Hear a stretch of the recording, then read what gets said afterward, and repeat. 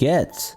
Truly amazing creatures that occupy a significant role in the life of almost every person. Cats are quite an important attribute of home comfort. After all, not for nothing they are one of the most popular pets. People are fascinated by these mysterious creatures and are eager to understand what cats think and feel about their owners. There are enough rumors and myths about these animals that remain undisclosed to humans. Have a good life, neighbors! With the paranoid truth, we will tell you about these unflappable cats, a few interesting facts, and reveal a couple of myths. Are you interested? Then let's go!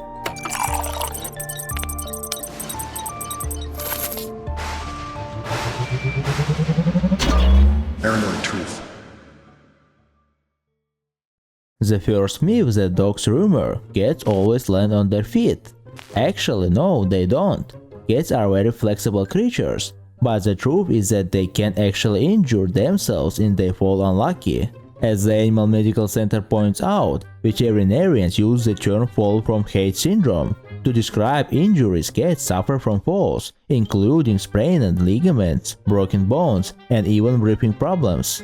Contrary to popular belief, cats are more susceptible to injury from low falls than from high falls because in the former case, they don't have time to turn their bodies in space into the necessary position to land safely. These imperturbable creatures, unlike dogs, don't succumb to any comments, and on the contrary, it seems that the person himself realizes that the cat needs something for their command meow. So the next myth says that cats are not trainable.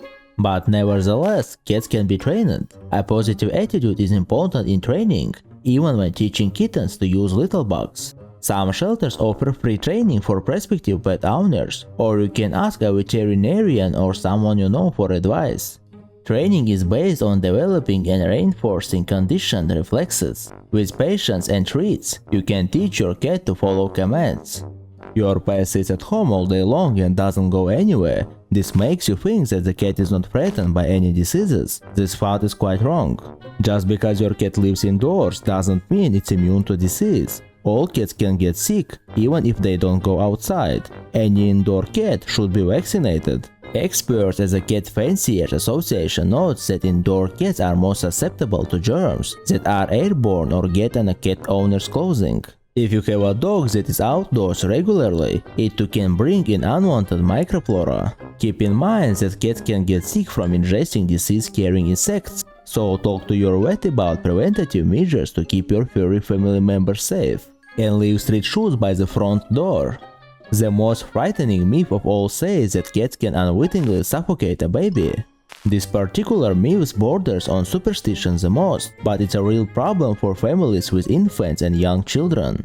Want to know what the good news is? As confirmed on the Life Science website, this myth has been greatly exaggerated, but the basis of it is that many cats like to snuggle and lie on warm bodies. However, since many cats curl up near their owner's child, neck or chest, it's important to keep them away from sleeping babies and wait until your child is older before you allow a cat to sleep in the same room with them.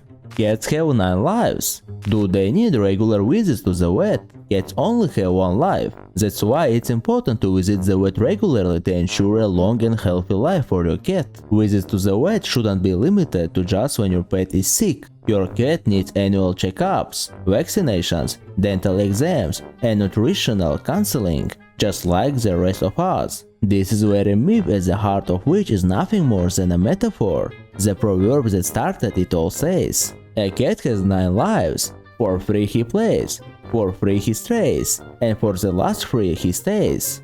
As with most tales passed down by word of mouth, there is no evidence of when or where this famous English proverb first appeared. However, William Shakespeare was already familiar with it because he mentions it in his play Romeo and Juliet, written in 1597. Nothing but one of your 9 lives, Honorable Cat King. Consequently, it can be argued that this myth appeared earlier at the end of the 16th century and probably has an ancient origin. And lastly, a very amusing and entertaining myth. Do cat whiskers serve as a balance support? It's hard to even speculate how such an idea originated. Cats use their whiskers as sensors, but not for balance. The way a cat holds its whiskers can be an indicator of its mood. Never trim a cat's whiskers or pull on them under any circumstances. The roots of a cat's whiskers are deep in tissue with many nerve endings. And that is all. Remember, we are not responsible for any paranoia caused by our paranoid roof. With you were the paranoid roof. See you soon, neighbors.